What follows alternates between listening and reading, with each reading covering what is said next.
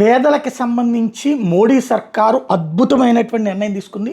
పేదలేంటి, టోటల్గా దేశంలో ఉన్న వృద్ధులందరికీ, ఇదివరకు పేదలందరికీ 2022 నుంచి ఏదైతే కరోనా అప్పటి నుంచి ప్రతి ఒక్క మనిషికి 5 కిలోల బియ్యం ఉచితంగా ఇస్తోంది. 2028 దాకా భారతదేశ స్వతంత్ర భారత చరిత్రలో ఇట్లా ఇచ్చింది ఎప్పుడు లేదు. తుఫాన్లప్పుడు అట్లాంటప్పుడు 5 కిలోలు 10 కిలోలు ఫ్రీగా ఇచ్చే దశ నుంచి ఏళ్ల తరబడి ఫ్రీగా ఇస్తున్నటువంటి మొట్టమొదటి ప్రభుత్వం 85 కోట్ల మందికి ఇస్తోంది. అదే కాకుండా ఇప్పుడు పేదలకి ఆరోగ్యానికి సంబంధించి కేంద్ర ప్రభుత్వం, రాష్ట్ర ప్రభుత్వాలు ఇదివరకు మనకు ఆరోగ్యశ్రీ లాంటిది పెట్టినాయి. బట్ కేంద్ర ప్రభుత్వం ఆయుష్మాన్ భారత్ అని పెట్టి 5 లక్షల వరకు ఉచిత వైద్యం అన్నటువంటిది చేసుకొచ్చారు. అయితే ఇది పేదల వరకు మాత్రమే ఉంది. కానీ ఇప్పుడు టోటల్గా దేశంలో 70 ఏళ్ళు పైబడినటువంటి ప్రతి ఒక్కరికి కూడా ఆయుష్మాన్ భారత్ అమలు చేయబోతున్నది. కేంద్ర ప్రభుత్వం ఈ విషయం అధికారికంగా ప్రకటించింది.